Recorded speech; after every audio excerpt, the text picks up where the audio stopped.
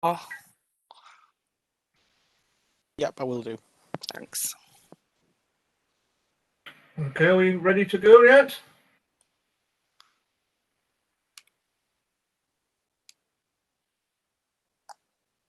Yep, we're live. Right, okay. Good morning, everyone. Thanks very much for coming along to the meeting. I'm glad we're doing it virtually and we don't have to struggle through the snow.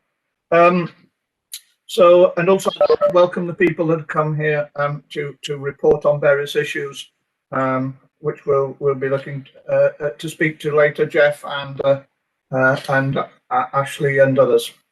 Okay, you should all have a copy of the agenda. Have I got any apologies for absence? If not, We do, sorry, we do. We have Councillor Hussain.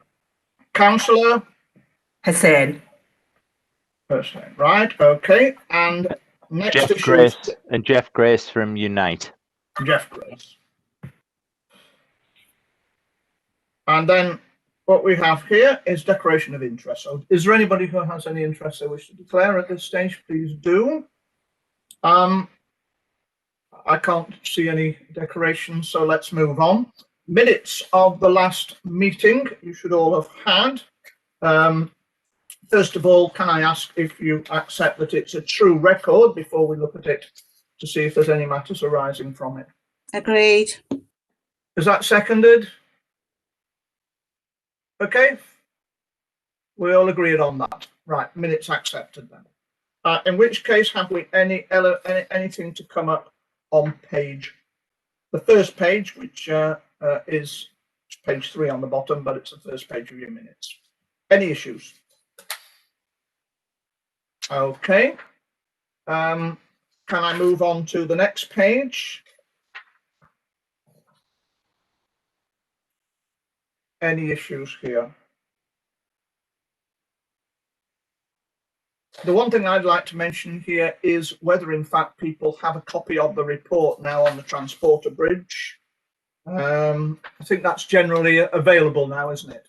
Okay. So that we now know has happened. We have got somebody from the Environmental Commercial Services attending, so that's sorted. And also the item at the bottom is also sorted. Okay, anything on that page from anyone else? In which case, the next page after, my page 5.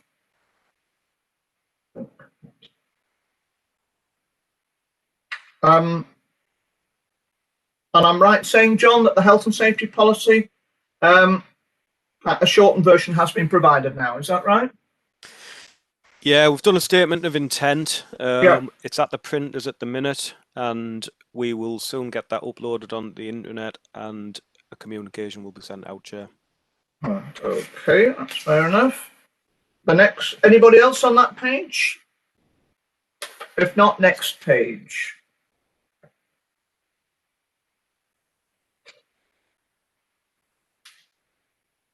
Any issues?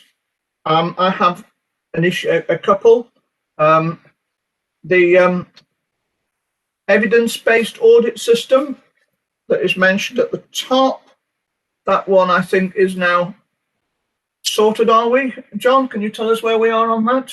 Or does that come up elsewhere? Yeah, so evidence-based audit system, we are getting a new incident reporting system, which we aim to put our premises audits onto that system. At the minute, because of COVID, it's a bit of a, we're not doing that at the minute, but we will become able once we get the new system.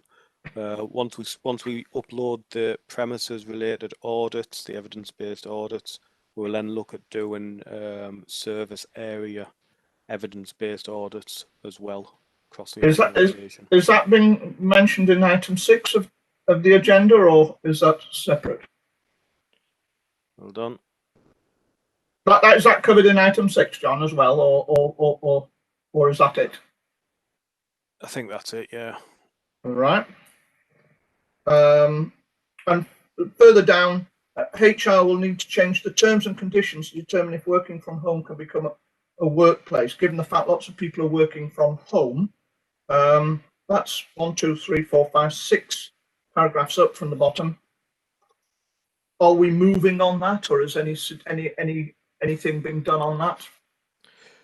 I think HR should basically comment on that, Chair, if that's okay. We can maybe ask them to provide an update to the attendees at the meeting. I think that would be a good idea, because I think we're going to end up in a situation where somebody may be injured as a result of working at home. And I know it's a tricky one because some of the issues aren't easy for us to control at home working. So how's the best way to arrange that then, John?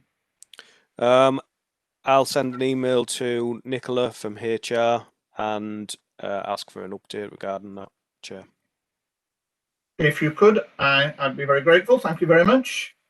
Nothing for me on that page. Anybody else? Yes, Chair. With Yep. regards to working from home, I know we've now left the EU, so it makes it slightly different. But there is legislation with regards to, because your place of work has been closed, and we dealt with a grievance that was specifically around mileage to and from your workplace, and in that legislation, what the law was that your home becomes your temporary workplace. So there's European case law with regards to identifying that the temporary place of work, because your original place of work is closed, your home then becomes a workplace as such. So that might complicate things even more. My understanding is at present European law hasn't been changed. We haven't brought in any alternative legislation. So until that situation applies, it seems to me that what was the law before is the law now. Yes, and I get that, and it was the specific case law was around claiming mileage to and from work, because initially the local authority had said you don't get paid, obviously, to commute to work, but because of the lockdown and that your workplace was closed, your temporary workplace happened to be your home. Hence, the policy was changed whereby staff then claimed mileage from their home to go and do their work activities. So there was an acknowledgement within that your temporary place of work is your home, which is then obviously going to have complications because you've acknowledged that your place of work is your home. Yeah, well, again, we're going to email Nicola to ask for an update. It's certainly my understanding that if you are working from home, that is your workplace. Yeah. I'm certainly not under any other understanding. I know it's more difficult because we can't inspect people's houses in the same way as we could our own workplace, so there are complications. But if you're going to email Nicola and get us an update for that at the next meeting, that would help us, John, just to clarify. But that is certainly my understanding as of the present, unless I hear anything to the contrary. And certainly I haven't heard anything. Okay. So is there anything on the next page? And the final page, just a couple of lines, anything on there. In which case, I think that's everything arising from the minutes. We have the health and safety report, quarter 2. So, John, if you could take us through that, I'd be very grateful. Okay.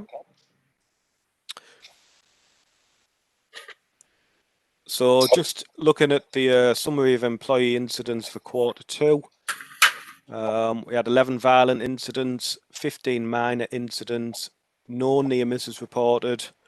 We had 4 over 7-day RIDDOR reports, 4 specified injury reports, which were RIDDOR reportable as well, 1 lost time, no specified non-reportables, and a total of 35 reported incidents.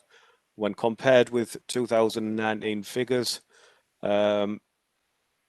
it's a bit of a decrease. We had 52 in 2019, and 35 in 2020. And some of that could be attributed to lockdown measures and people not being in work.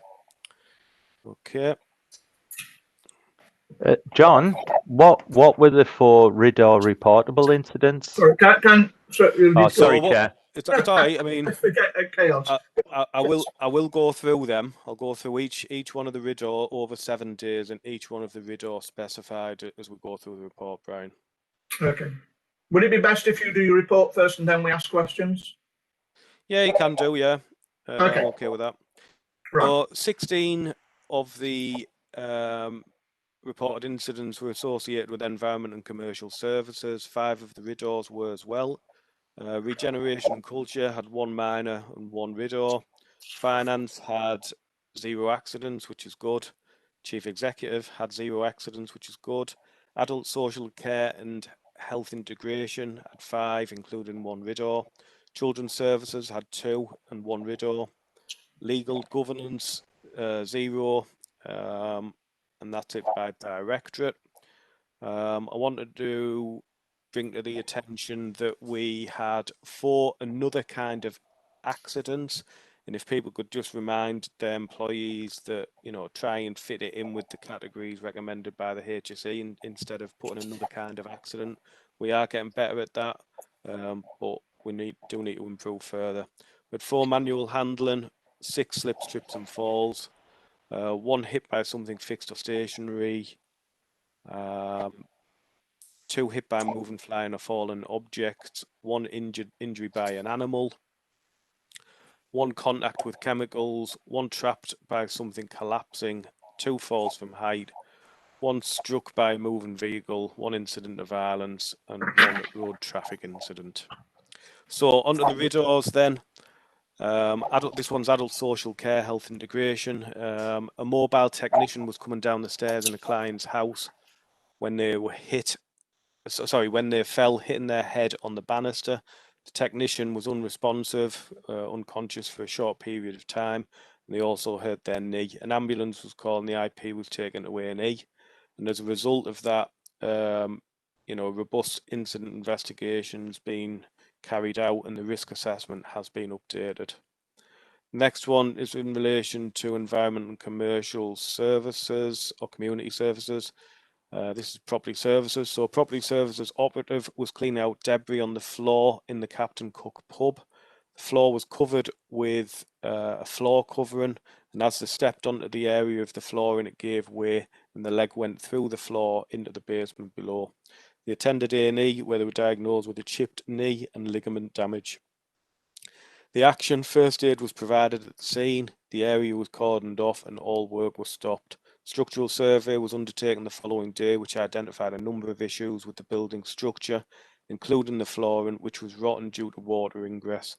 The rotten floorboards were obscured by the floor covering, and access into the building has been restricted, and a decision on the building's future rests with the asset team. The next one is environment and community services. This is area care. So an area care operative was climbing into a JCB at Whernside open space in Nunthorpe when they slipped and banged their chin and elbow on the JCB before falling backwards onto the grass. The IP went to A&E where they were diagnosed with a fracture to the floating bone in their elbow. The IP was wearing safety boots at the time of the incident, and it is believed to be due on the machine or on the steps of the machine that caused them to slip. Action, fleet to investigate whether a non-slip surface can be applied to the JCB floor. The next one is associated with regeneration and a school crossing patrol. It's very difficult to establish how this one could have been prevented, but a school crossing patrol officer was hit by a car whilst they were on the crossing and sustained a fractured ankle. The school crossing patrol was in full uniform and stood in the middle of the road with a stop sign. The action, a police investigation is ongoing, and the incident is believed to have been caused through driver error. Then with the specified injuries, so I'm going to move on to the RIDDOR over 7-day reports. And the first one is Environment and Community Services at Thorntree Hub. A member of staff was removing a computer keyboard cables when on the public computers to prevent use when the building reopens. When pulling out a taut cable, it flicked up and hit them in the eye. The IP was diagnosed with a deep cut to the centre of the eye, leading to pain, blurred vision and double vision, and was off work for 2 days as a result of their injury. Action: a discussion took place with the IP regarding this one-off incident. The next one was children's care and the resource team. A resource worker went to the house and delivered paperwork through the letterbox. A dog bit their finger, resulting in 2 puncture wounds and a fractured finger. Action: the risk assessment has been updated and recommunicated to all staff involved in that process. The next one is environment and community services. This is an area care. An area care operative parked their vehicle on the side of the road, and as they exited the vehicle, they stepped into a pothole and twisted their ankle, resulting in damaged ligaments in their leg. The pothole was reported to highways for repair, is the action. And the final one, environment and community services again. An area care operative was emptying bins and pulled out a bag which jarred their back and aggravated their sciatica. Action: the training records were reviewed and all found to be in date, and there were no defects with the equipment when inspected. I'm just going to move on to the one lost time accident, which is environment and community services. An administration assistant went to collect post and got lost, which resulted in them going into the fleet workshop and falling down some steps, resulting in a twisted ankle. They were taken to A&E and diagnosed with ligament damage. Action: the fleet door will now be kept locked and a sign placed on the door prohibiting entry to unauthorised persons, and the site plan will be communicated to all business support staff. Okay, so we're just going to move on to a summary of violent incidents in Q2. There's no comparison with previous quarters due to structural changes in the organisation, so I'll just go through the figures for Q2. We've had 5 reported violent incidents in environment and community services, 6 reported in children's services, and a total of 11 in Q2. And they can be further broken down into 5 cases of verbal abuse, 2 of physical contact resulting in injury, 3 deliberate physical assaults, and 1 damage to vehicle or property. Okay, we're going to move on to non-employee health and safety incidents reported during Q2. So we've had 17 minor incidents, 1 RIDOR specified, 1 specified non-reportable, and a total of 19 reported incidents. 2 of them relate to environment and commercial services, 4 to regeneration and culture, and 12 to children's services.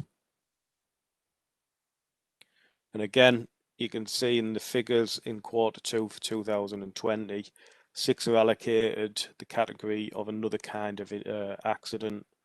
5 slip, trips and falls, 1 hit by something fixed or stationary, 1 hit by moving and flying objects, 3 injured by an animal, and 3 incidents of violence. So just go through the RIDORs. So the RIDORs. A primary school pupil was playing football in the playground and was tackled by another pupil, which resulted in them falling over and landing on their wrist. It was later confirmed that they had a fractured wrist. The next one is in adult social care at Levitt Court. A resident was being playful in the dining room. They turned sharply and fell over, hitting their chin on a bin and landing on their knees. The resident was taken to A&E, where they were diagnosed with fractured knees. Okay, and that's it on incidents. And now I'm just going to basically give a quick update on the health and safety plan.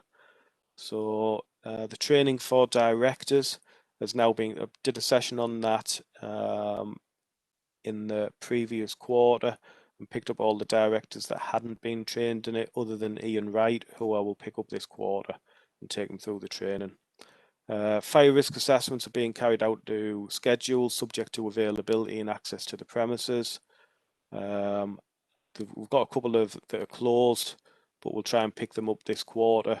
We're not doing too bad as a result of COVID restrictions, and you can see there a summary of progress throughout the year for fire risk assessments. Health and safety audits are still being carried out. We're doing some of them remotely, and they're basically picking up on COVID-19 requirements, making sure that all the control measures are in place, making sure the risk assessments are in place for them, and also looking at health and safety premises plans as well to make sure that they've got a framework for what they need to do for premises related health and safety. So that's all coming along okay. Permit to work, I've attached a permit to work procedure, which we didn't have previously. I know that we have had permit to work forms previously, but there's been no guidance with that. We now have a procedure in place with a number of different permits, including hot works, work at height permits, confined space permits, asbestos permits, etc. And I will provide training to relevant staff in the first quarter of this year on how to implement the system. We've also put some process audits in place for permit to work, and again, that'll form part of the training to make sure that there can be regular checks to make sure that the system is implemented and maintained going forward. Health and safety policy. So the policy that we brought to the last meeting has now been uploaded onto the intranet. There's a fair few changes in that policy. We've put together a statement of intent, which has now been signed by the CEO. That's at the printers waiting to be circulated to all premises. We've also got a couple of spares for when we're doing audits if we don't see them displayed. And that will also be uploaded onto the intranet as well. COVID-19, obviously with changing restrictions, with the measures taken to control COVID-19, guidance is ever changing. So as a result of that, what we're trying to do is reflect the changes to guidance in the COVID-19 risk assessment templates.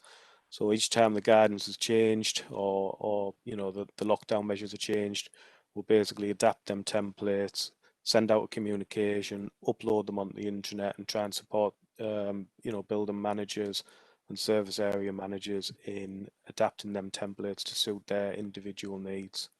COVID secure checklists have also been developed and sent out to directors, heads of service and building managers in order to complete periodically to satisfy themselves that the required control measures are in place and fully complied with. And that they're quite important really, because if the HSE do come in to inspect premises, they'll probably be using a very similar form. And if we are completing them periodically, say on a weekly basis, we can at least show evidence that we are, testing compliance levels basically, which would be good. The only other thing that's not mentioned in the report, but something that we have also done in relation to COVID-19, is we've developed a template for clinically extremely vulnerable people and vulnerable people in relation to COVID-19, which provides a standardized guidance on what managers should do with them staff and how they can control the risks. And again, that's available on the intranet, and it just trying to standardize the process basically. And that's it on the report. Has anybody got any questions on it?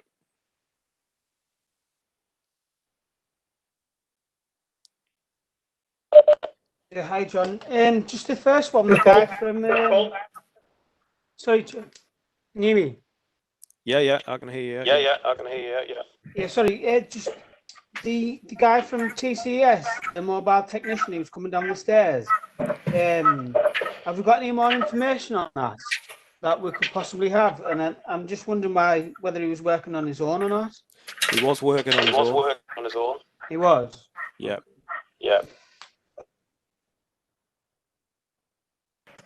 Ron, you'd like to ask a question? Thank you, Chair. It's not a question. It's rather a comment on the report that John Armstrong's provided, which I think is very thorough, and I'm much impressed with what he's put in place. So thank you very much, John. I think you're doing a great job. Thank you. Thank you, Ron. All right.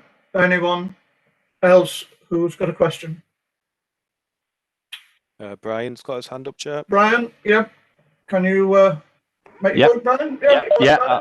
I was trying to use my lower hand, the hand signal on WebEx, but anyway, John, unfortunately I was ill the last Health and Safety Committee, so it might have already been reported. I'm not quite sure, but the Ridor incident within our children's home, has that been reported or not? Which children's home, Brian? All right, has there been more than one? Because I was only aware of the one. Is that, I think it was reported in the last report. We had a discussion around that, and I think I did a presentation to LMT regarding that. That's the one where we had 17 incidents to avoid the actual RIDDOR. That was it, yeah. It was discussed at the last meeting, and Right, as a result of that, we so went to, yeah. I missed the opportunity. Right, okay. It was just because I think within that particular service area, we've been raising issues as trade unions for quite some time with regards to the underreporting of incidents. And given the children and young people that we have within that specific area of the service, I find it totally unbelievable that we've had no incidents of violence or aggression reported. Okay, I can take that. And that is again basically what you discussed in the last meeting. It was only after the lady was thrown down the stairs did suddenly 16, 17 reports all come through at once. You know, are we going to continually wait for people to be thrown downstairs and injured before, you know, management actually report these things on a regular basis? And it needs to be seen as a positive thing. You know, it's only by the reporting of near misses and incidents can a RIDDOR be avoided. Yeah, I agree with that, Brian. And as I said, obviously we did a report for LMT, you know, where we basically discussed that with all LMT members. The directors concerned, I've done directors training with them at the end of last quarter, and I've also discussed accident reporting procedures with them. So, you know, I'll keep an eye on it and keep updating. Can I assume that, John, that we have an issue in certain homes where we have a lot of incidents like this? Yeah, I think in the, you know, basically in the last meeting we discussed it, where there was one particular care home where there'd been a number of significant incidents, and then it basically culminated in a RIDDOR incident, which, you know, potentially could have been prevented. So basically, it's a question of intervening as quickly as possible before it gets to that stage. Yeah, I think that's what right. I'm saying, and having a robust system for reporting them. That's okay. Right. Are you happy with that, Brian? Well, no, not really, because we don't appear to be getting the reporting through, and lessons don't appear to be learned. You know, we've been on this bandwagon for nearly 2 years now, Paul. Because it started off with a particular young person in Holly Lodge, and then we ended up with another young person in Croft Avenue, and now we've got the Families Forward hub. I am aware that a young person smashed all the windows in the hub and went on a bit of a rampage. You know, why are we finding out from members and not through corporate health and safety or through TUM? You know, if Paul can only report what he's getting told, and we as trade unions shouldn't be telling Paul that, hang on, there's a load of incidents happening here that you don't know about. John, could I suggest that you have a look into this whole area? And let us know what the position is. Yeah, I can do that, Chair. Okay, I'm sorry, seem to be getting echoing. Maybe it's just a temporary thing. Okay, is there anybody else who's got any other issues they want to raise on that? I'll leave this issue with you, John, about the children's home. Okay, if you can look into that. I've got an issue to raise on the school crossing patrol, which you mentioned. Am I right in saying that it says driver error? Does that mean that criminal action is likely to be taken against the driver, or do we not know that? I don't know, but I think it's fairly certain it was driver error. I don't know whether any action's going to be taken, but it was certainly driver error. All right. So, would you get feedback from that if it was taken, or can we clarify? Not necessarily, because the report's already gone in. But I can ask for an update and bring it to the next meeting, Chair. It would be useful if you could. I think that's quite a serious issue, given the circumstances. You know, I mean, sometimes these things are a pure accident, I understand. But nevertheless, it would be useful to know what's happened on that. That's the only one that I would like to raise. Okay. Is there any others? Anybody else? I've got Denise. Denise? Thanks, Chair. I've just got my papers back up again. It's on page 12, and it's about the resource worker delivering paperwork through a letterbox. Now, sometimes you just, you know, they're unavoidable, but we have recently been using staff from other departments to deliver information to residents in relation to COVID. I'm not sure what the programme is on that and whether we're going to be doing it anymore, but if we are, can we ensure that anybody going out is issued with guidance and possibly spatulas to push the information through the letterbox so they're not at risk? It depends really on the programme, and I don't know whether Jeff knows whether that's going to happen again in the future. If it's not, then it's not really an issue. But if COVID's going to direct that we use our staff to deliver information instead of the postal service. Thanks. Would it be a good idea for Jeff to say something on this as well, if it's his area? Morning, everybody. It's not my area, but I can comment on it because obviously I'm involved in emergency response to COVID. At the minute, there's nothing planned, Councillor, but clearly if there is something planned going forward, then we'll take account of the comments that you've made. Okay, thanks very much. John, yes, you wanted to? No, I'm okay.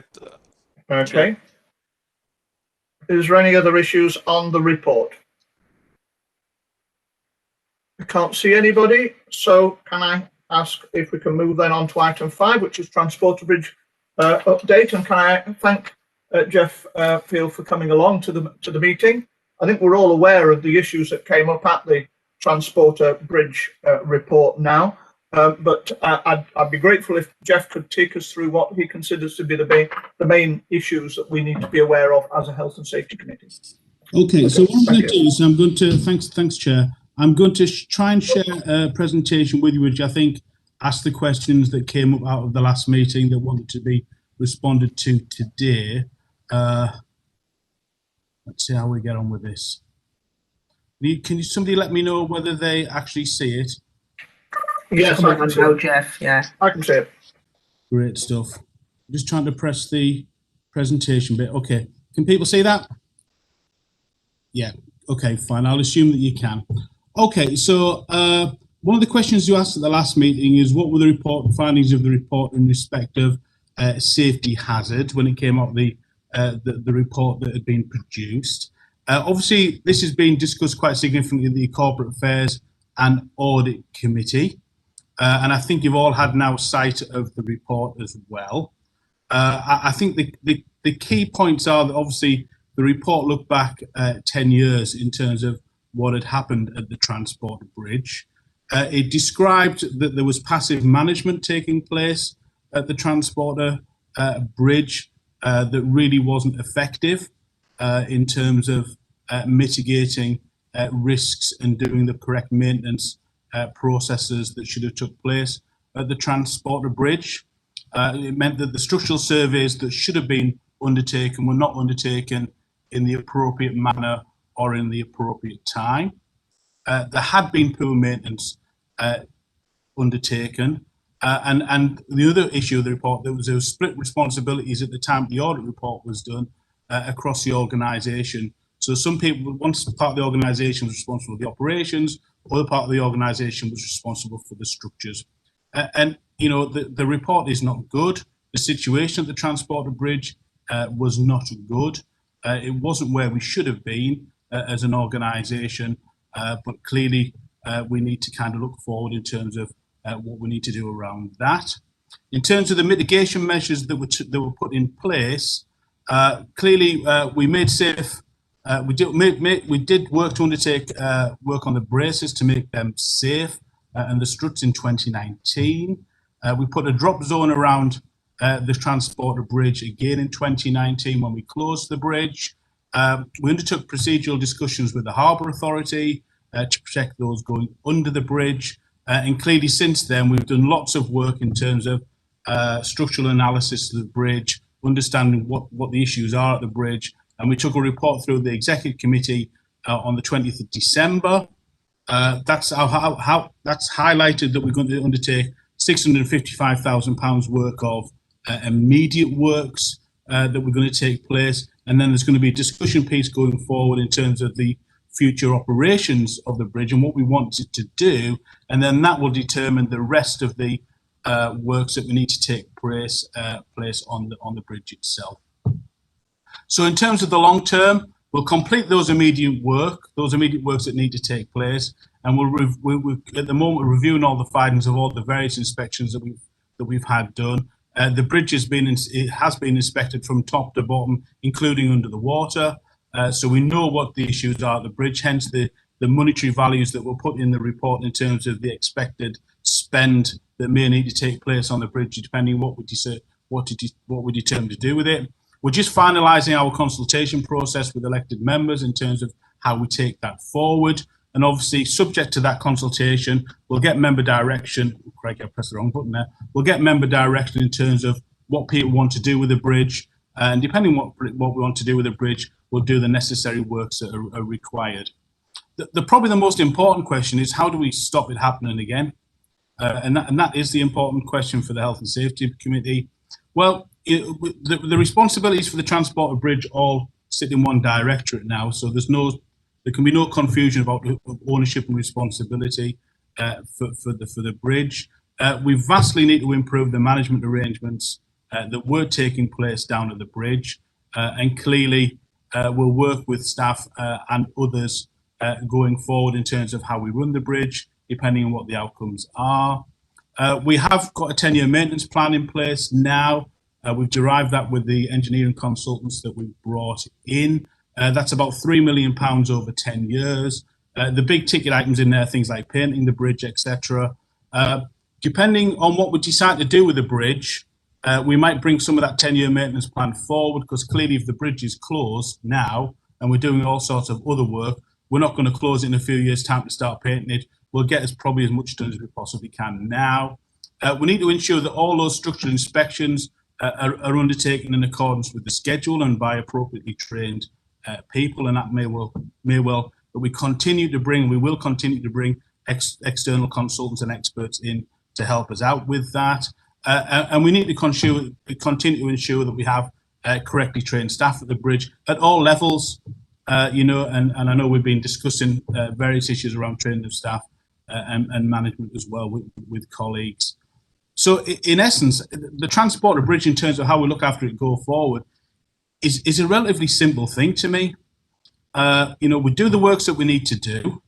We do the correct inspections that need to take place. We train all the staff that need to be trained, and we have proper management in place. And if we do those four things, then the bridge will be safe, the bridge will continue, and it'll continue to be the asset that we all want it to be in Middlesbrough. So that's kind of the headline, but there'll be lots of questions that you want to ask, and so I'll put any questions up there. Thank you very much, Jeff, for that. I'm sure that people have lots of questions on this. I think we need to come out of the presentation mode. Do we? Sorry, oh, crikey, what have I done here? Right, okay, I think that's.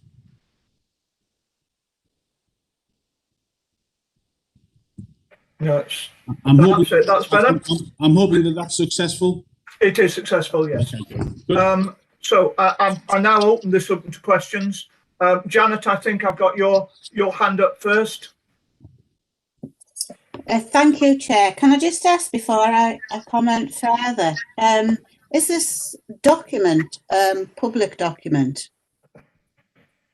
I'm not sure about that. You'll have to ask Charlotte Benjamin and Ian Wright. It's not my document to release or not release. I'm not sure about that at the moment. Right. Well, my comment is I've read the report from the whistleblower and find it quite concerning that, you know, we've put staff and the public at risk. And myself as a regular user of the transport, I think, you know, we all members of the public and our staff an apology. I've read the report and I know reference has been made to staff informing management, but I don't see any reference to management informing members. Is that the case? Thank you, Chair. Yes, you want to come back on that, Jeff? Okay, I can only comment for the part that I've been involved with the bridge. I can't comment on what happened before then because I have no idea what happened then. In terms of since we took over the bridge in ECS, we've had regular communications with our executive member on this and kept him updated on the actions and activities that are taking place. And we, you know, those discussions have constantly took place. Okay. Anyone else, please do. Ron, I've got Ron Arundel. Yes, come on. Thank you, Chair. As you well know, David, I've been involved with this bridge and the troubles that I've raised since 2011-12. The stand-up row with the chief executive at the time over what was going on with it. But I'd like to make it clear to people that there are two options for the bridge within the report.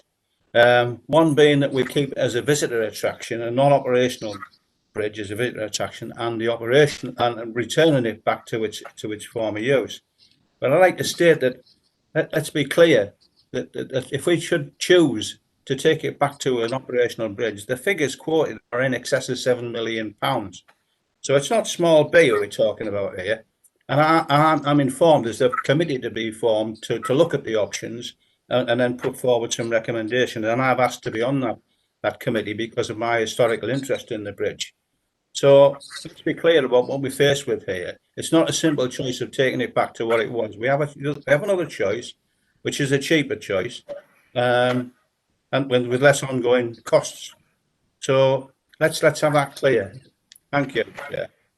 Okay. I've got Teresa that has put a hand up. Yeah. Yes, thank you, Chair. Councillor Thompson asked where the councillors kept informed. I think she meant all councillors, not just the executive member. And this is what's happening all the time. The executive member gets told, and the backbenchers get told nothing unless we read the Gazette. So please remember that there's more councillors than on the exec. So I think that should be passed through. It should be passed through to councillors. It should be passed through to the trade unions, so everybody knows what's happening, when it's happening, and how we can sort it out. Yeah. Thank you. I've got Brian wants to come in, but first I'll ask Jeff to come back on those points. The thing about informing members, I think, is important, particularly informing this committee is important, because there was an issue that I raised at the special meeting of a near miss that we didn't seem to get notified of in this committee, which I was very concerned about. A near fatality it would have been had it killed the person. So, Jeff, do you want to come back on the issues raised first before ask anybody else to come in? Yeah. I mean, we'll certainly look at that, councillor, and see how we can improve that process. In terms of reporting near misses, obviously we've built up the health and safety part of the council significantly, and that's why John sat here now. We put health and safety managers in place, and we're constantly asking people to report near misses to avoid future accidents. Clearly, I can't comment what happened back in the day because, unfortunately, I wasn't involved in it. But I would hope that any near misses now are reported through the process, and it comes through to this in John's report, because that's where. I think that's important. Certainly, I've got Janet down, but Brian first. Thank you, Chair. Obviously, the report is now public, and I would like for a motion forward to this committee that we form a subcommittee privately to be able to look into the bridge and how we ended up where we are, and then we can report back to this committee and then inform all members of the the findings. Right. I certainly think that's something we should have a look at. Is there anybody else that has any comments on this? Please say now. In which case, John, that's maybe something that we can take away from this meeting. Yes. Yeah. Oh, it's all right. We'll deal with it in the subcommittee.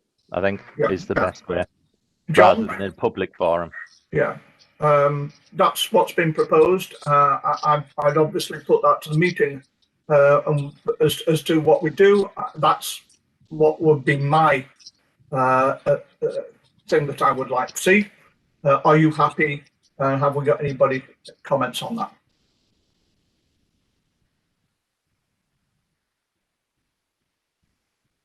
Everybody happy with that? In which case, I suggest that we do that. We set up a subcommittee to have a look at what has happened and to make sure that we learn the lessons for the Health and Safety Committee. Okay? Thank you, Chair. Right. Now I've got two people that asked. I've got Janet and then I've got Ron. So I'll call Janet first and then Ron. So Janet. Thank you, Chair. Can I just ask, you say you weren't involved in that, Jeff, is that right? Or have I misunderstood that? But were you aware at any time of what was going on? Thank you, Chair. So we took over the operational responsibility of the bridge in beginning of 2019. That's kind of when we took it over. That sort of period. We took responsibility for the structure of the bridge beginning of 2020. So within a very short period of time, we took the decision to close the bridge from our department's point of view in July 2019 because of the comments that were coming through. And we'd also engaged some external consultants to look at the structure, a company called TIS. And that report came in. On the back of that report, we closed the bridge. Can I just come back on that, Chair? Can I just come back on that? Yeah. So yeah, I know you think you took over the bridge from the 2019. What I'm asking is, were you aware of these incidents that had happened and the state of the bridge going back from when it was first reported? No, because what had happened was obviously we took over the bridge, and the first thing you do when you look at anything, you go through what's been happening in the past and what the state of the bridge is. And it took us a bit of time to get to that position where we got an understanding. Clearly, bringing the external companies in to look at the bridge and getting the reports that came in give us that information. So we took it over and we started looking at it, and that's what we found out. But it took us a bit of time to get to that point. But it says in the report that staff informed management. It was that. And I think that was previous. And I also think that if you look at the report, the report said they couldn't find any particular incident where it wasn't followed up. But what I've said at the beginning of this presentation, there was huge failings at the bridge. Huge failings. You weren't aware of.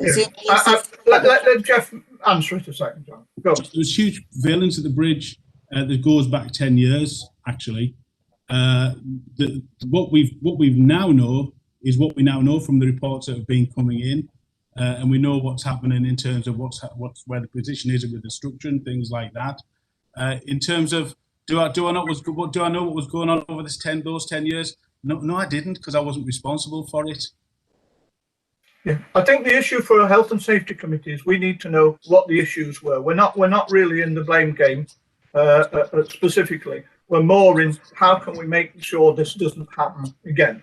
I think, as Jeff has said, it wasn't run properly, and I think we all acknowledge that. We've got to see where we can move forward, and that's one of the ideas of a subcommittee, to have a look at what were the issues, what the reporting issues that we need to have a look at to make sure we've got our system correct.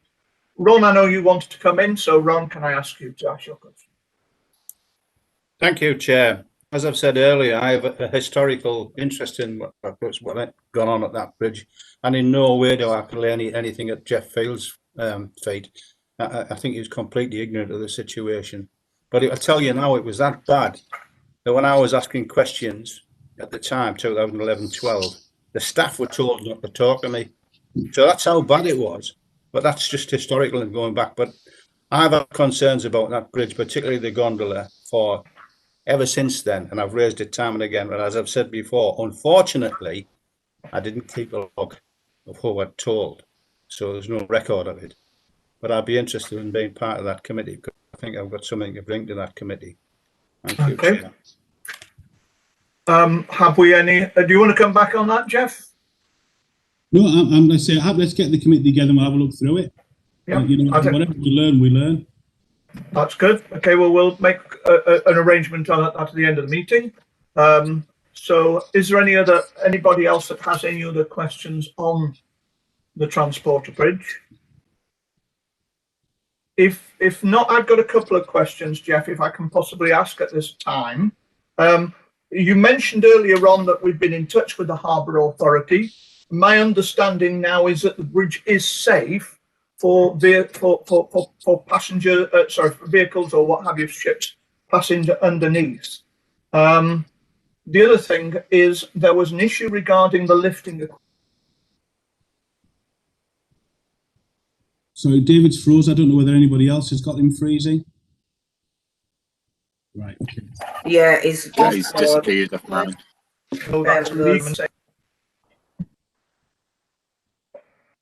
So I think he's good. Are you back, David? Can you hear us? Yeah, I'm okay, but I can't hear Jeff very well. Okay, so I think you went in and out there, David, for everybody. Yeah, sorry about that. Yes, I think you're asking two questions. I was two questions. Is the bridge safe for ships and things going underneath? That's right. Yeah. I think the second one, I think you were talking about some lifting equipment, but then I was the testing of lifting equipment. Yes, that's right. Yeah. Okay. Well, obviously the when we closed the bridge, the discussions took place with the harbour master. In terms of giving advice to vehicles going underneath. And now obviously all the structures things have been secured in one way or another. That risk has been mitigated.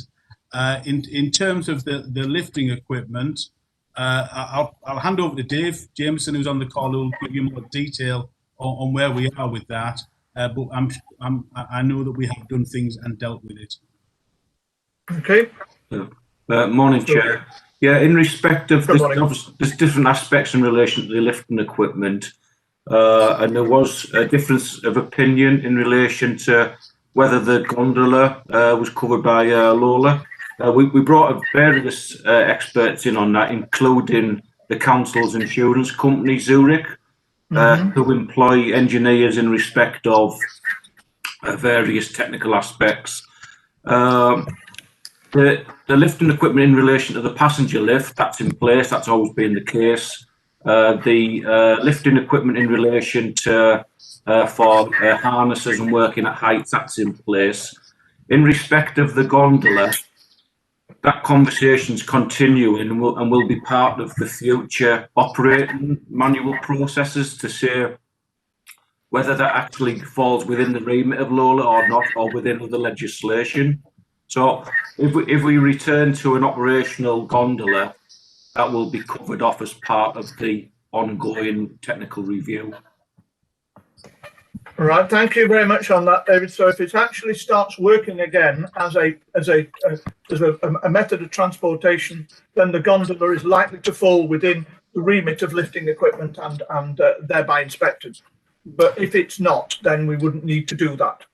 That's correct, and that's all subject to ongoing technical appraisals with our insurers, the consultants that we've brought in, and the structural engineers that we've brought in.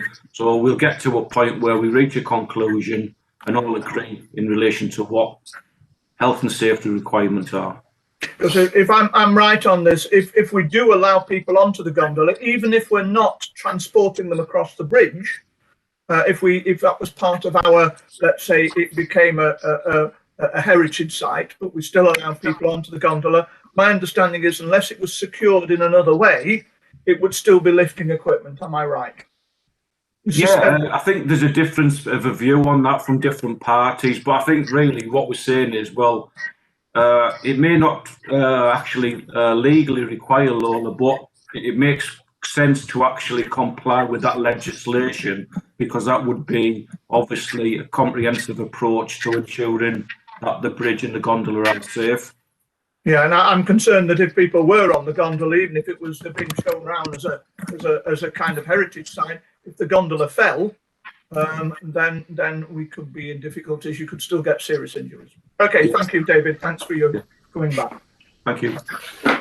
Janet, I've got your interest in asking question. Yes, if you wish to ask it.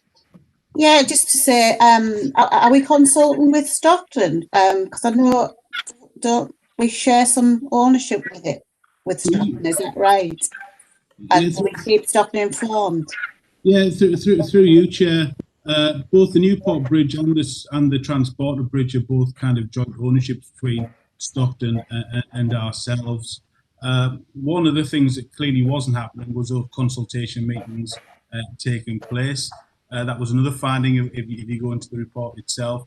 Those are in place now. In fact, Stockton Structural Engineer has been heavily involved in the works that have been taken in terms of understanding the issues at the the Transporter Bridge. The other thing to mention, of course, is that Stockton are liable to essentially half the costs of doing works on the bridge. So clearly those discussions are taking place and will continue to do so. Well, thanks. Yeah, I think also if we do need to open it, if we do decide to open it, not as a transport mechanism, but as a heritage site, then obviously they have to be involved. And that's obviously a decision for another committee. But I'm glad that's been sorted out. Are there any other issues that people wish to bring up on the issue of the Transporter Bridge at this stage before I move on? Because we've got other things we need to cover. Are we all happy with that? We're going to, at the end of the committee meeting, we'll sort out how we can set up the subcommittee. I'll suggest we do that right at the end on any other business, but that I think is agreed that we'll do that. Can we move on then to the next item, which is incident reporting procedure? John, do you want to tell us on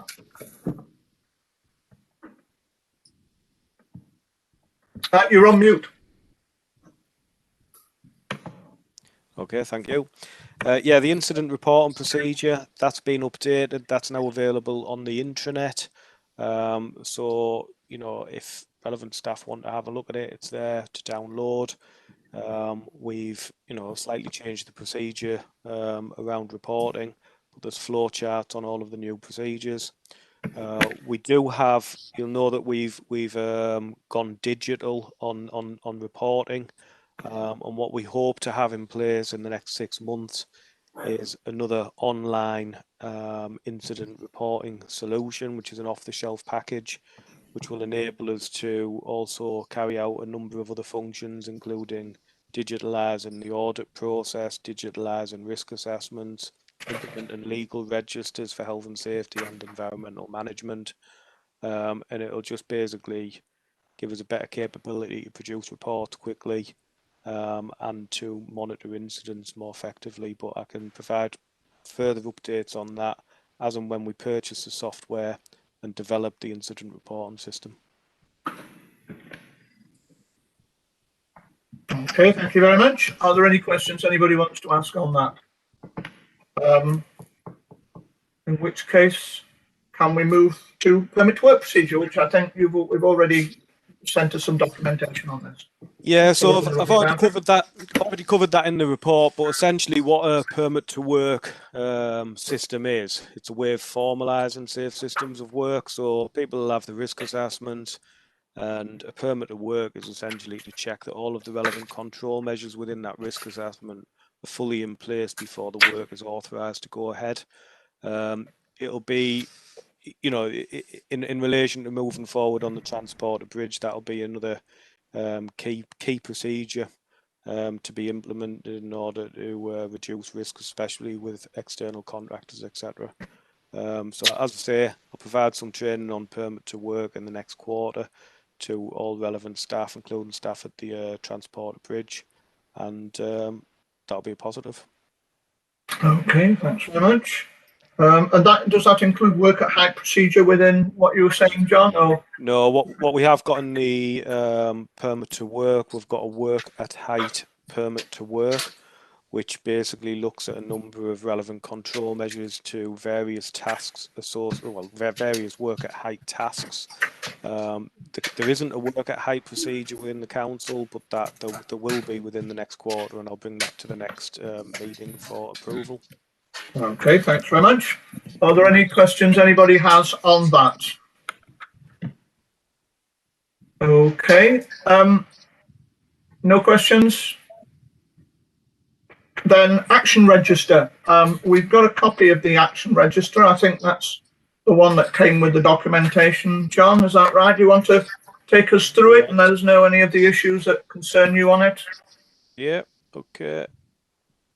So alcohol and drugs procedure, so that's been produced, or it's more or less in draft, shall I say, that's been produced.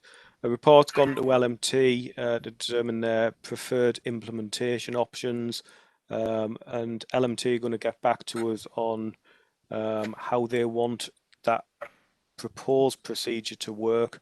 And once we've got a couple of solutions, I can then tweak the procedure, add it to the internet, bring it here for approval, and we can get that procedure implemented. Just needs a bit of work really on that to decide the way forward in certain areas. Okay, so ISO 45001 and other ISO standards, there's a bit of time left on that, and I'll discuss that with Paul Stevens. Off-the-shelf health and safety management system, I'm almost there, completing all the DPIA documentation and going through IT security to get that approved, and hopefully I'll have a positive update at the next meeting. Face-to-face risk assessment training. We are developing a package on that to basically deliver risk assessment training face-to-face. I think it's very difficult to deliver that training on e-learning, especially with the amount of detail that we are wanting in the risk assessments. And there has been a change of process to basically ensure the 5 steps to risk assessment is followed, including risk ratings, etc. Difficulty is with COVID-19 at the minute, but obviously, hopefully with vaccines, that will get resolved sooner rather than later, and we'll be able to deliver some risk assessment training face-to-face, which will improve people's knowledge on the risk assessment process. Obviously, the health and safety policies have all been completed, including the statements. In addition to that, what I did with the communication and consultation section within the policy, I took that out, made a separate procedure with that, and I've uploaded that onto the intranet. Jeff and David have attended the meeting to give an update on the transporter bridge, so that can be closed off. Jeff and David have also here to give an update on the roof on Resolution House, so hopefully that can be either closed off or maintained as ongoing on the action register. Permit to work procedure is now being produced, so that can be closed off. Training will be carried out by the next quarter, so we'll look at that at the next meeting. The do's and don'ts policy from human resources be added to the agenda for the next meeting, and a representative from HR invited along to the meeting to provide an update. There's no one from HR at the meeting. I don't know if we've had any updates on that, but if we can maybe invite somebody from HR to the next meeting to provide an update on that, and maybe also on the home working side of things, that would be good. And the final action has been completed. John, thank you very much for that. Yes, I think we should invite somebody from HR. We've got a number of issues on HR, as you mentioned. So if that could be minuted, so we can invite somebody from there. Now I've got a number of people questions. I've got Denise first. I've got Brian next. So Denise. Yeah, thanks, Chair. Just going back to the alcohol and drugs procedures and policies, John, does this just cover our staff or is it wider than that? Does it include visitors to public buildings, for example, and does it also include members? Thanks. It's a good question, and I guess I don't think it would include visitors to public buildings. Predominantly, it's aimed at our own employees. But within obviously, we've drafted a procedure to cover our employees and relevant others. So basically, maybe contractors carrying out work on our behalf, doing some, what we call safety critical activities. And within the report, we're asking questions to LMT on who the procedure should cover. So once we get that back, the information from that report, then we'll be able to incorporate them requirements on them key decisions into the procedure. And I'll bring the procedure back to this group. Thank you very much, John. Brian, I think you had a question, is that right? Yes, Chair, thank you. It was, whilst we've got Jeff and David here, we were talking about the roof at Resolution House. It is on the agenda, Brian. Yeah, it's on the agenda. I am aware that there's issues with the roof on Middlesbrough House, and I raised those previously. Has that work actually been undertaken? Because in light of the water ingress to the previous incident, the Ridor incident that we had, I am aware that the roof on Middlesbrough House has had tarpaulin under it for quite a number of years now, and I was just wondering what the progress was with that, or whether there were any plans to actually fix that roof. Right, okay, yeah, that's a good question to ask, Jeff, or David, if you want to reply on that, please. Yeah, I'll come in on that, Chair. Brian, the temporary make safe's been undertaken into Middlesbrough House. We're presently just in the process of reviewing all of our capital allocation for works to our assets, and that will be reviewed as part of that ongoing assessment of condition of buildings. So the water ingress has been stopped through a temporary measure to allow us to assess what a permanent measure would look like. Could I ask, do you know what that temporary measure was? Yeah, there's various. We've had a roofing contractor on site, and some of the flashing had been slipped out of the way. That's been secured, but we have left in place the additional PVC sheeting in the event that that temporary arrangement would fail. So we're basically keeping a watching brief on the situation until such time we're in a position to say what is the replacement options in relation to the roof. Are you happy with that, Brian?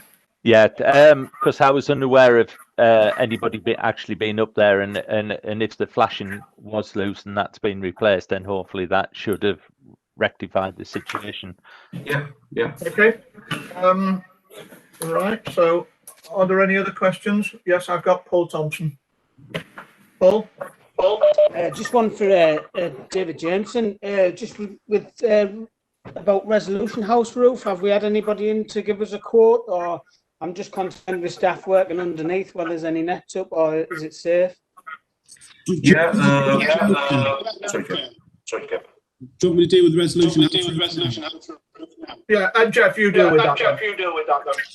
Yeah, so obviously, I'm getting tremendous echo. Okay, can you hear me now? Yeah, obviously we had an infill part of the roof come down in, I think it was March 2019. Dave, you'll correct me if I'm wrong. In essence, there's all netting and things up now. From that date, it's been put in, so the risk has been mitigated. We are looking at, in terms of what to do with the roof. Yeah, we have got a quote in, or an estimate in, and it's a significant amount of money, probably somewhere in the region of £1 million potentially. That's led us to another thought in terms of, well, should we stay at that site? So we're just doing a quick review of that at the moment, and then over the next kind of number of months, we'll come to a decision both in terms of whether we're going to stay at that site, and if we are going to stay at that site, then clearly we'll get on and get the roof sorted. Right, thank you very much on that, Jeff. Is there any other issues on the action register? If not, can we move on then to the next item, 10, John? Yep.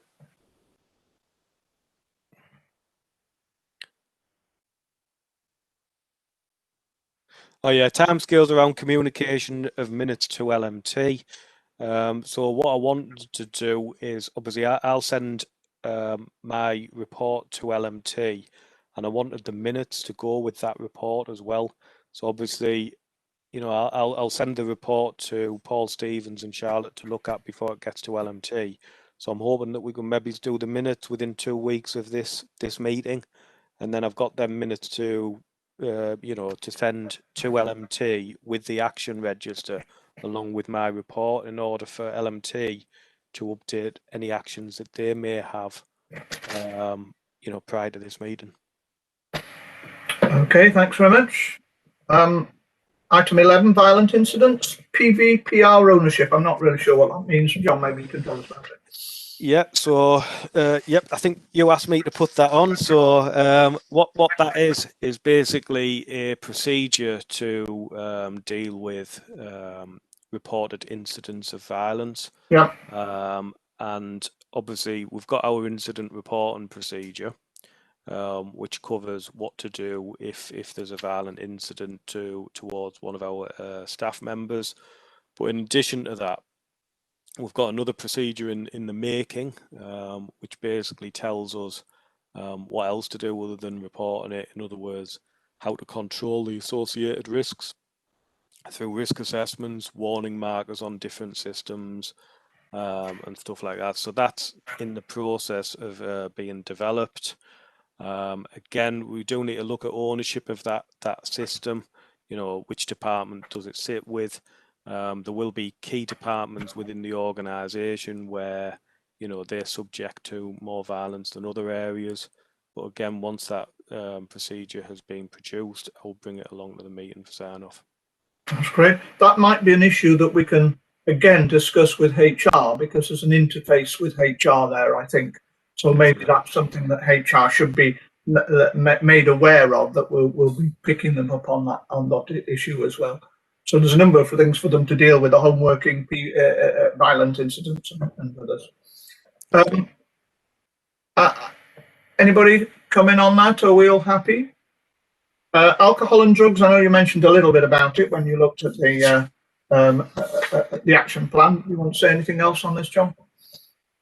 Again, you know, it's more, what's the word?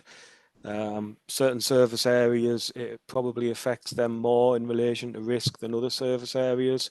Again, you know, within the report to LMT, it does ask questions on which areas the organisation alcohol testing or drug testing should cover, and at what stage we should implement either process. Again, you know, I've covered it in previous in the action register, so we know what we need to do. Once we get the decisions back from LMT, I'll tweak the procedure, and then we'll bring it back to this group and then implement it. Maybe we can put that on the agenda when that report comes back and discuss, see whether we're happy with it, because there are a whole number of issues with alcohol and drugs. I'm a person, you know, you mentioned about visitors to premises. We haven't really got the same kind of control over them, but we can exclude people from our premises if they are under the influence of alcohol. And sometimes that's important, because if we don't do that, we're putting our own members of staff at risk. And I think that's maybe one of the issues that we might need to look at with that. Move on to Resolution House. And am I right that either Jeff or David wants to speak on this? I'm not sure, but I think we've already come to that on the back of the previous item, Chair. Yep, okay. So do you want to say something on this, did you say, Jeff, or what? No, I think we've just give the update with Paul. No, the netting's up. We're having a look at the longevity of the site.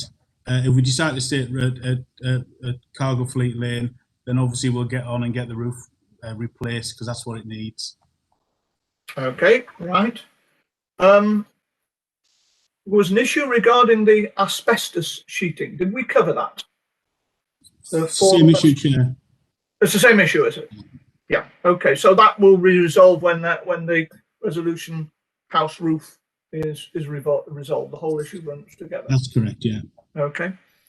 Right. Is there any other issues anyone want to raise on that?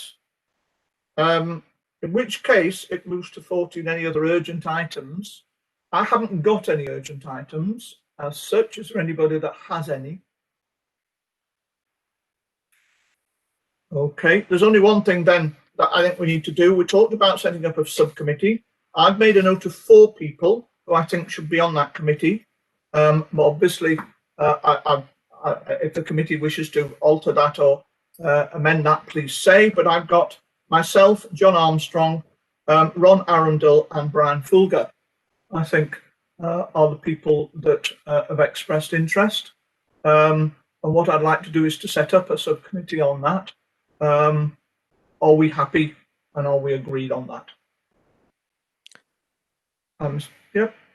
I mean, is it worth maybe inviting somebody along from the Transporter Bridge, or? Well, that's something that we may well need to do. Who were you suggesting, John? Please do say.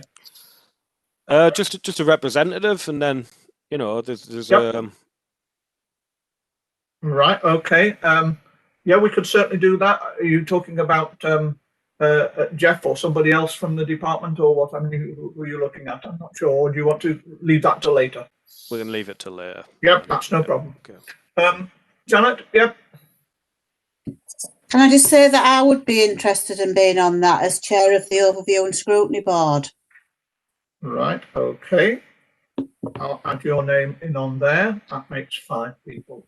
Plus, anybody will need to invite in from the Transporter Bridge management.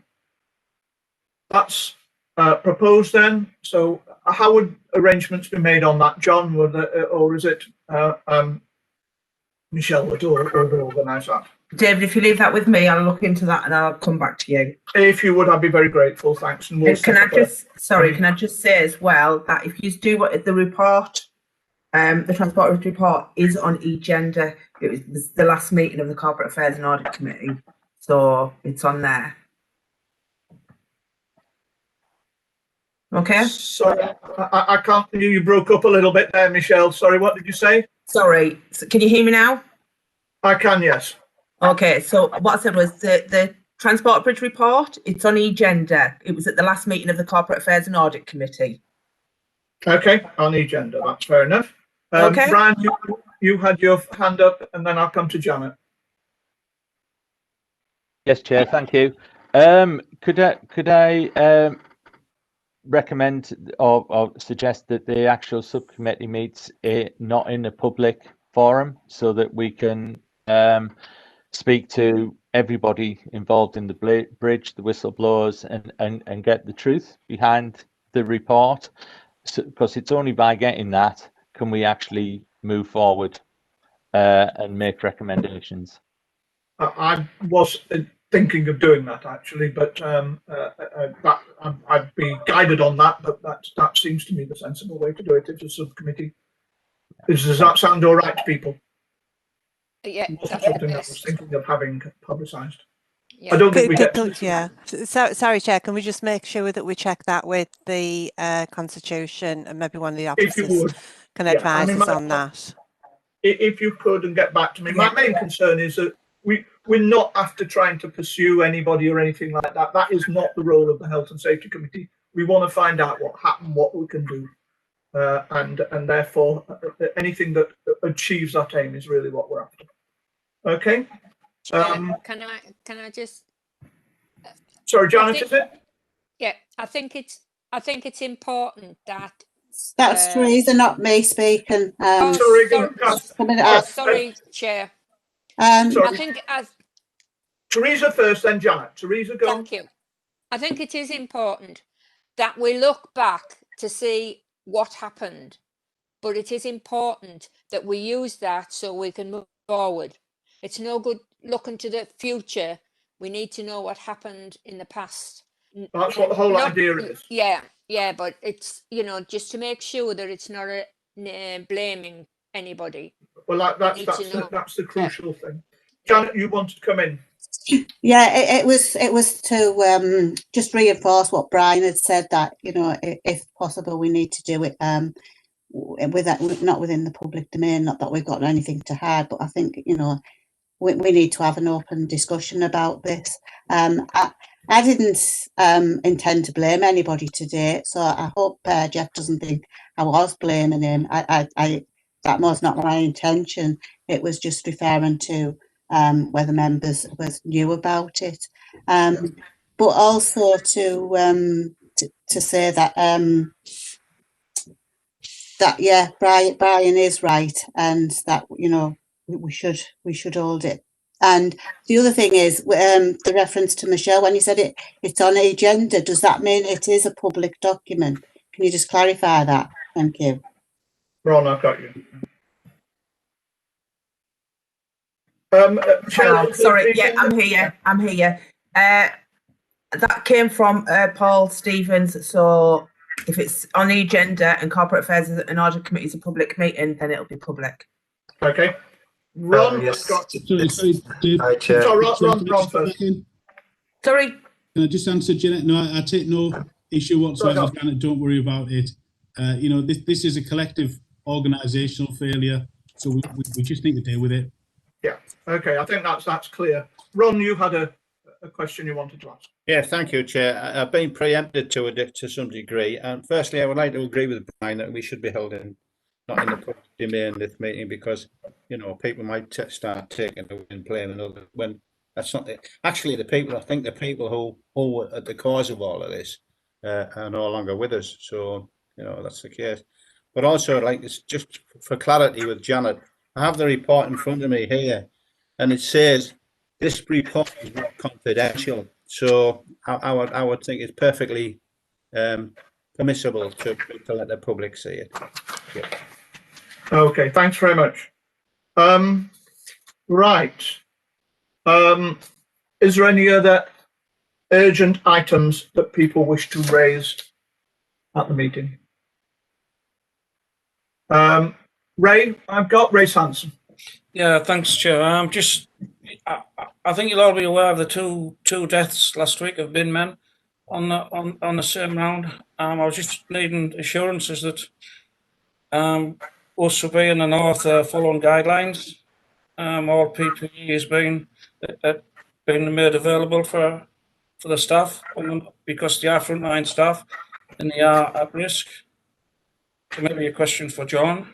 Yeah, Rick, could you explain a little bit more about the action, because I'm not aware of it, other people might not be aware of it, just exactly what happened. In Milton Keynes last week, two bin men on the same round died due to COVID. Oh, right. So I was wanting assurances, Chair, that we take and that we do all we can up here to protect our frontline staff, such as bin men. Okay, thanks very much. Yeah. Yeah, is there anybody, John, do you want to come back on that first? I know I've got Ron and I've got Paul afterwards. Yeah, John? Yeah, I can start off on that. So obviously, I've liaised with Jeff and some of the waste managers in relation to COVID-19 risk assessments since the start of the pandemic, really. And, right at the beginning of the pandemic, there were significant concerns in relation to how they could socially distance and stuff like that. We put risk assessments in place based on the Public Health England guidance and the relevant, which is associated with the relevant legislation at the time. Managers took them risk assessments, implemented all the necessary requirements, and whenever that guidance changes, we change the risk assessments, and the relevant managers will update their risk assessments. That's where I am with it. I mean, it is difficult to, because potentially there could be a number of bin men within each wagon, but we have got other control measures in place where we're trying to minimise that, and trying to work, get people to work in bubbles, etc. Face coverings are provided. I don't know if you have anything to add to that, Jeff. Yeah, I mean, since this pandemic started, I mean, we've worked closely with staff and trade union colleagues to ensure that all the mitigations are in place. So people could social distance, different arrival times at the depot, picking people up in different places. We've tried everything we can to mitigate the risk as far down as we possibly can. And we keep reviewing those whenever anything changes. But, I'm incredibly grateful for the way in which staff have worked through the pandemic in the frontline services. They've done an amazing job. And actually, I'm incredibly grateful for the support that the trade unions have given, because I think we've collectively worked on this throughout the pandemic, and to keep our staff as safe as we possibly can. So in answer to the question, we'll continue to learn and we'll continue to review services and any protection that needs to be put in place. Okay. I'm aware of the fact that we may well be running out of time soon, so I've got two more people and I'll leave it at that. Ron and Paul. So Ron, if you could say what you want to say. Thank you, Chair. For some considerable time, I've been concerned about people travelling in vehicles together with no masks on. Not only our own people, which do, unfortunately, but contractors and even members of the public, not from the same household, travel in vehicles. It really concerns me, and I don't know if this was anything to do with those poor lads that's died, but I think we need to look at that. Why are they travelling in vehicles with no masks on in close proximity to each other? It's when they say, if I'm walking out with a dog and I pass somebody, I have to put a mask on. It seems ridiculous to me. So I hope we can look at that. Thank you. Yeah, anybody want to come back on that, Jeff or John? Through you, Chair, they shouldn't be. That's not in the process that we've got in place. If you do see that, please report it in, and we'll take appropriate action. And I know that colleagues on this call have reported incidents of that in. We do deal with that, but that shouldn't be happening. Okay, thanks very much. Paul, you had a question? Yeah, I know I've been banging on the last couple of weeks, Jeff, and we're working off risk assessments and things. My concern is, when COVID first came out, we were running skeleton crews, but that was the start of COVID. But this time round, the infections, 60%, 70% more potent, if you like, but we're fully staffed. My concern is we shouldn't really be fully staffed. Personally, I think we should go back to skeleton crews. Also, I'm concerned about children in SEND schools on the buses, because I know I've brought this up a couple of times, but how can these children socially distance on a bus? Some of the buses have been full. Staff, I've had members come in, who are worried about all being in the same bubble on the bus and then going into different bubbles in schools. So everyone's really worried at the minute. So I wonder if there's anything else we can do to minimise the risks. Through you, Chair. I think Jeff, go. I think the different position where we were at the beginning of the pandemic, and why we put skeleton crews out straight away, is that we had no idea about COVID. We didn't know what it was. We didn't know how it was working. We hadn't done all the risk assessments, the mitigations, and all of those type of things in place. And there's lots of things that have happened since then, in terms of changing the way in which we work, allowing people to work from home and start the rounds from home and do all those type of things. So we're as comfortable as we possibly can be at the moment that we've mitigated the risk and we can do the work that we want to do. In terms of school transport, again, we have reduced the number of children that are on buses in accordance with the risk assessments that are in place. I think we've got a potential meeting next week, Paul, to go through those and discuss the issue with you on the back of your concerns. But along with John Armstrong, I think we're up to version 7, risk assessment on ITU buses. I was looking at the other day. So we do keep reviewing the risk assessments on buses to try and mitigate the risk as best we can. But we'll go through that next week, Paul. Okay. What time do we run to, Michelle, on this meeting? Is it 11 o'clock finish, 11:30 finish, 11 o'clock. Right, okay. I did say that we really need to finish at that, so I'm sorry I can't really take any more questions on that. But thank you very much. I hope you've all had a chance to ask the questions. Michelle, if you can get back to us on the setting up a subcommittee, that would be great. And yeah, can I just say that would be lovely. And can I just say to everybody, thank you very much for coming along, Jeff and David. Thank you very much for your attendance. Very, very useful information that you gave us.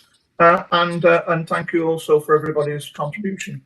And just a reminder that the report is on the council website. That's lovely. So it's available for anybody. So it's available. Yeah, it's available in public. It's public document. So thank you very much for everybody's time. We'll leave the meeting at that. Thank you very much. And I would say a safe journey back. You don't need